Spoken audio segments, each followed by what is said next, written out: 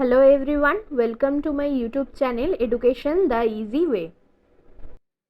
আজকে আমার আলোচনার বিষয় হলো nature and scope of education.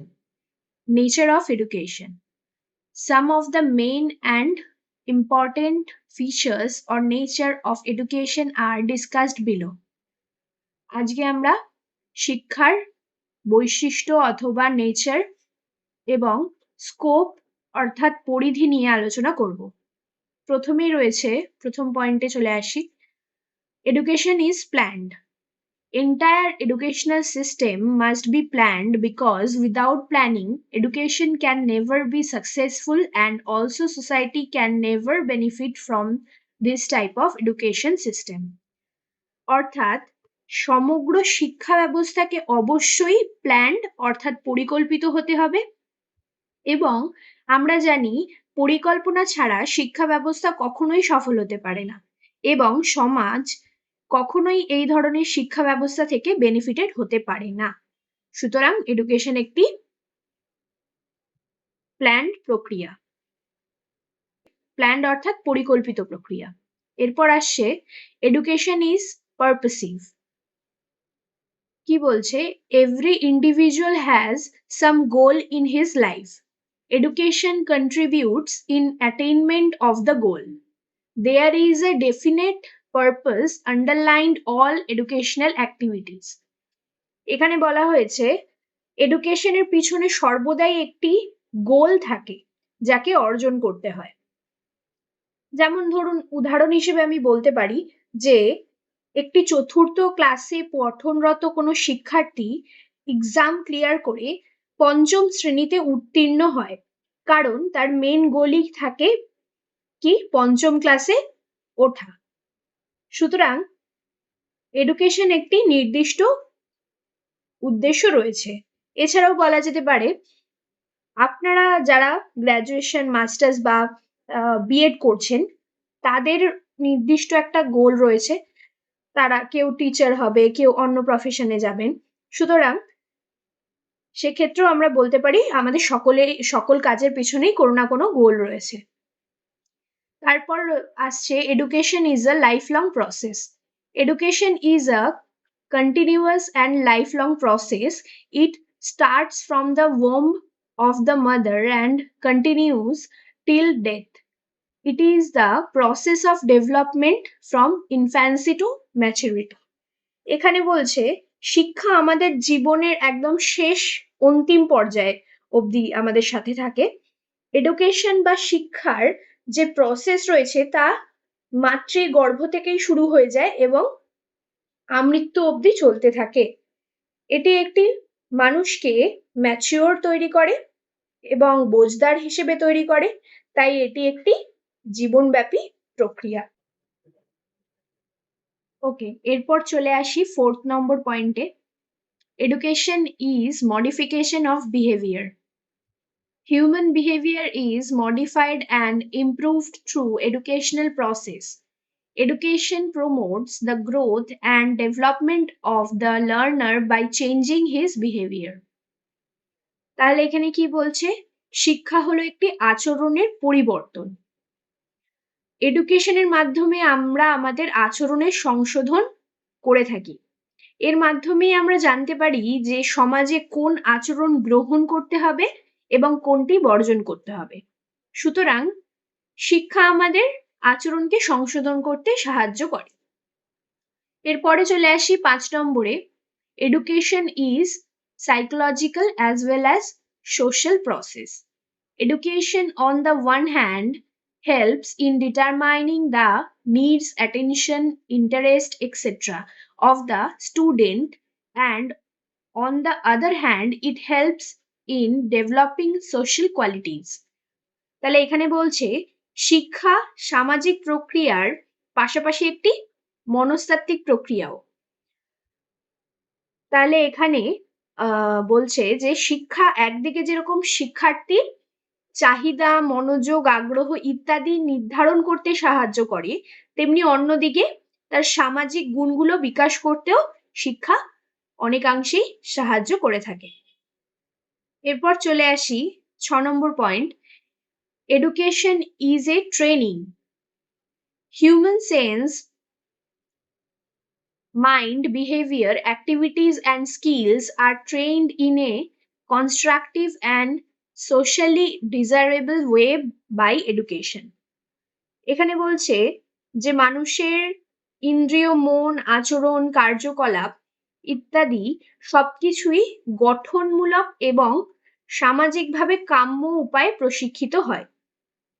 যেমন বলা যেতে পারে এডুকেশনে দেখবেন সিলেবাস আছে, কারিকুলাম আছে, যার দ্বারা বাচ্চারা কি করে প্রথমে সহজভাবে তাদের কোনো বিষয় শেখানো হয়, তারপর ধীরে ধীরে তাদের জটিল বিষয়ের দিকে যেতে বলা হয়। তারপর তাহলে প্রথমে আমরা কোনো কিছু সহজ বিষয় শিখে থাকি, তারপরে আমরা কোনো জটিল বিষয়ের দিকে অগ্রসর হই। প্রি প্রাইমারিতে শিশুদের স্কুলের পরিবেশের সাথে কিভাবে মানিয়ে চলতে হয় সেটি শেখানো হয়। তারপরে প্রাইমারিতে শিশুদের বেস গঠন করা হয়। তারপর এলিমেন্টারি স্কুলে শিশুদের বা শিক্ষার্থীদের অনেকটাই ম্যাচুরিটি তৈরি হতে থাকে ধীরে ধীরে। এরপর আসে কলেজ লাইফ।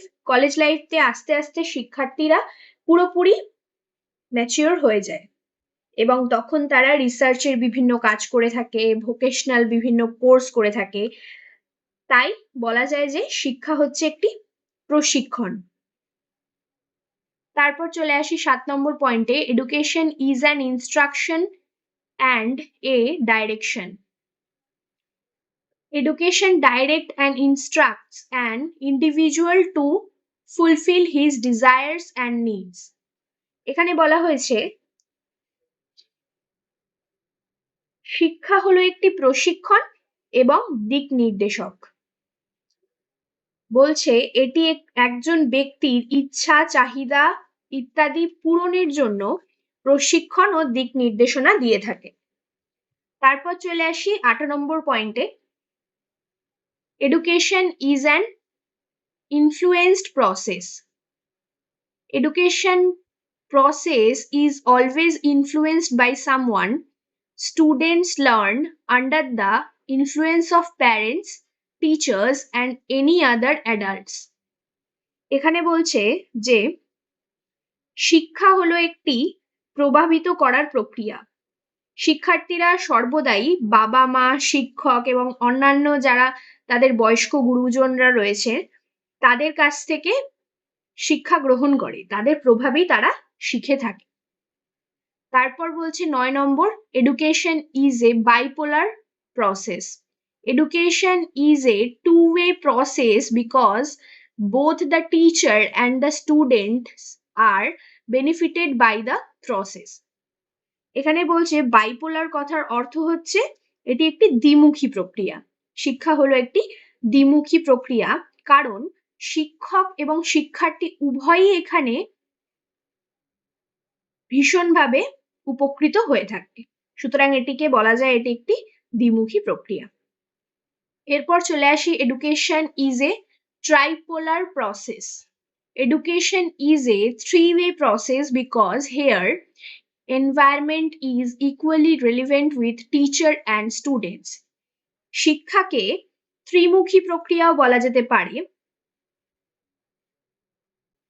কারণ এটিতে যেরকম শিক্ষক ও শিক্ষার্থীদের গুরুত্ব রয়েছে তেমনি পরিবেশও এখানে সমানভাবে প্রাসঙ্গিক।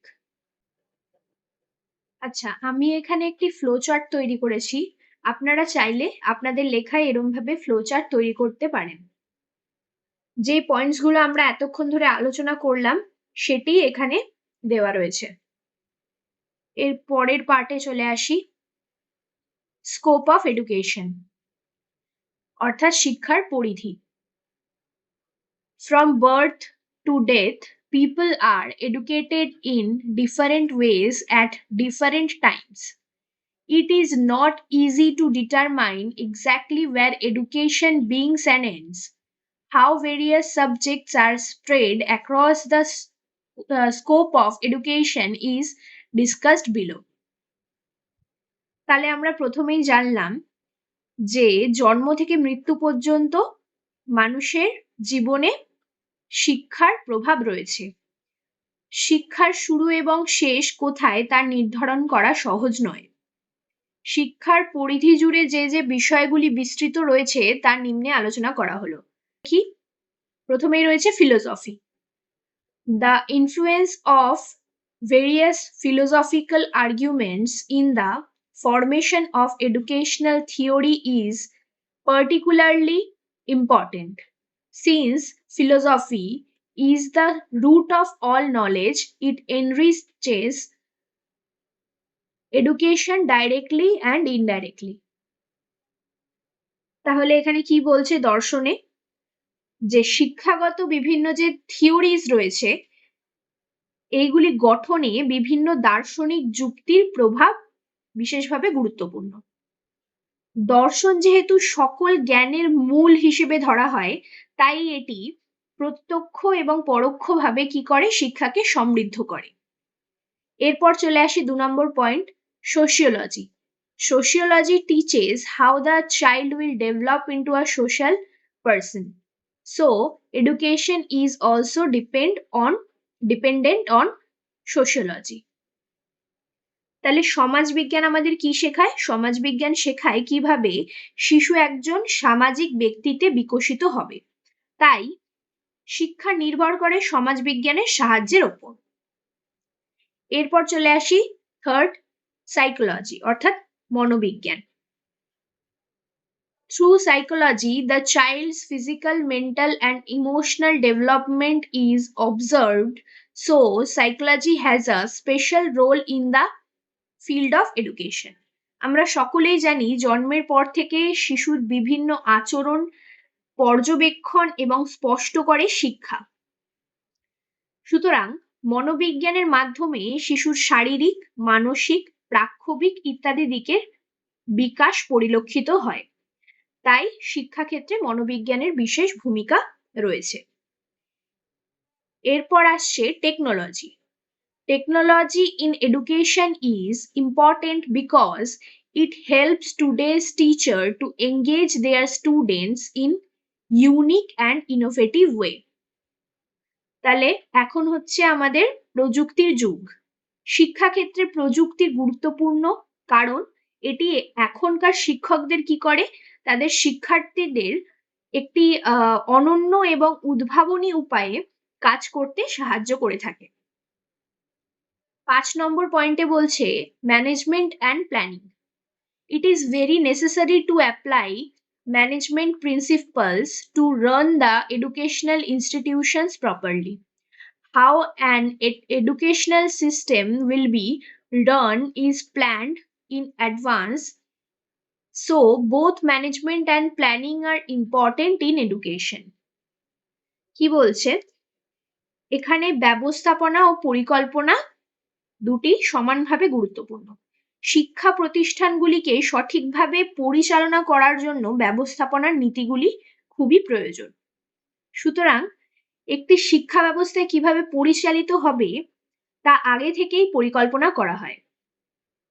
তাই এখানে বলা হয়েছে যে ব্যবস্থাপনা ও পরিকল্পনা শিক্ষাক্ষেত্রে দুটি গুরুত্বপূর্ণ। 6 নম্বর পয়েন্ট হচ্ছে statistics. How much experience the student has gained in the field of education is determined through statistics. This is also within the scope of education. Statistics বলতে আমরা সকলেই বুঝি পরিসংখ্যান বিদ্যা। শিক্ষার্থীরা শিক্ষাক্ষেত্রে কতটা অভিজ্ঞতা অর্জন করেছে তা পরিসংখ্যার মাধ্যমে আমরা নির্ধারণ করতে পারি। এটিও শিক্ষার আয়তার মধ্যেই পড়ে। এরপর আসছে 7 নম্বর, guidance and counselling. Guidance and counseling helps learners to improve their academic performance and also helps young people to pursue the right type of education. Hence, it is included in the scope of education. আচ্ছা, guidance and counselling অর্থাৎ নির্দেশনা এবং পরামর্শ দান। নির্দেশনা এবং পরামর্শ দান শিক্ষার্থীদের তাদের বিদ্যালয় সংক্রান্ত বিভিন্ন যে কর্মকৌশল বা কর্মদক্ষতা রয়েছে সেগুলি উন্নত করতে সাহায্য করে। এটি শিক্ষার্থীদের সঠিক শিক্ষা গ্রহণে সহায়তা করে, তাই এটিও শিক্ষার পরিধির অন্তর্ভুক্ত। এরপর আসছে distance education. Distance education is also a part of the scope of education. Distance education is the preferred choice of individuals who are either working or cannot be physically present to attend classes. আচ্ছা, দূরাগত শিক্ষা বা দূরশিক্ষা। দূরাগত শিক্ষাও শিক্ষার পরিধির একটি অংশ। দূরাগত শিক্ষা হলো এমন ব্যক্তিদের জন্য তৈরি করা হয় যারা কর্মরত বা ক্লাসে শারীরিকভাবে উপস্থিত থাকতে পারে না, সুতরাং এটিও একটি শিক্ষার অংশ। 9 নম্বর আসছে teacher education. Teacher education is an important training program in any educational setup. This education helps the teachers to learn how to deal with the students and make them learn effectively. It is a part of the scope of education. এটা বলছে teacher education. যে কোনো শিক্ষা ব্যবস্থায় শিক্ষা একটি খুবই গুরুত্বপূর্ণ কর্মসূচি। এই শিক্ষা শিক্ষকদের শিখতে সাহায্য করে কিভাবে তারা শিক্ষার্থীদের সাথে আচরণ করবে এবং তাদের কার্যকরভাবে শিখতে সাহায্য করে। এটিও শিক্ষার পরিধির একটি অংশ। এরপর চলে আসি লাস্ট পয়েন্টে, special education. Special education is instruction that is specially designed to meet the unique needs of children with disabilities. It is also a part of the scope of education. তাহলে লাস্ট পয়েন্ট হচ্ছে বিশেষ শিক্ষা।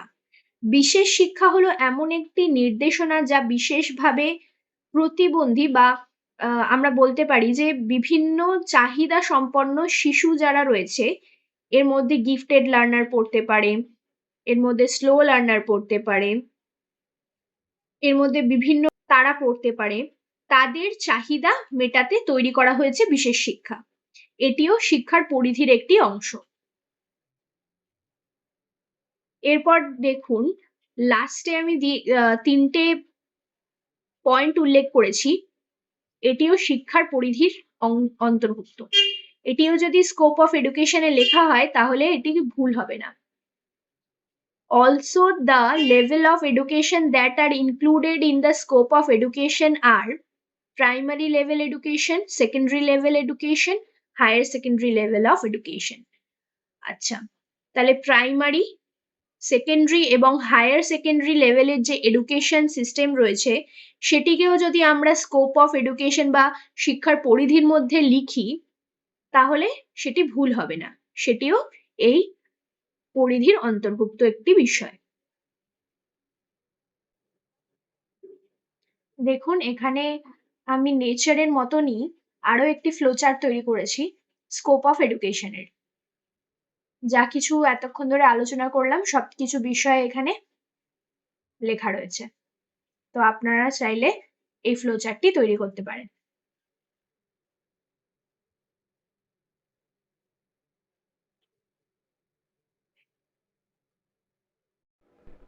ভিডিওটি যদি আপনাদের কাছে helpful বলে মনে হয় তাহলে লাইক, শেয়ার অ্যান্ড সাবস্ক্রাইব করতে ভুলবেন না এবং পাশে থাকা বেল আইকন অবশ্যই প্রেস করে দেবেন যাতে আমাদের নতুন ভিডিও আপনাদের কাছে পৌঁছে যায়।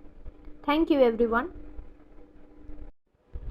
যারা আজকের বিষয়ের বাংলা অথবা ইংলিশ ভার্সনের নোটটি নিতে চান তারা ভিডিওটির ডেসক্রিপশন বক্স অবশ্যই চেক করে নেবেন এবং আমার প্রথম যে ভিডিওটা আমি পোস্ট করেছিলাম সেটিরও ডেসক্রিপশন বক্সে আমি সেই দিনের নোটটি আপলোড করে দিয়েছি, তো অবশ্যই চেক করে নেবেন।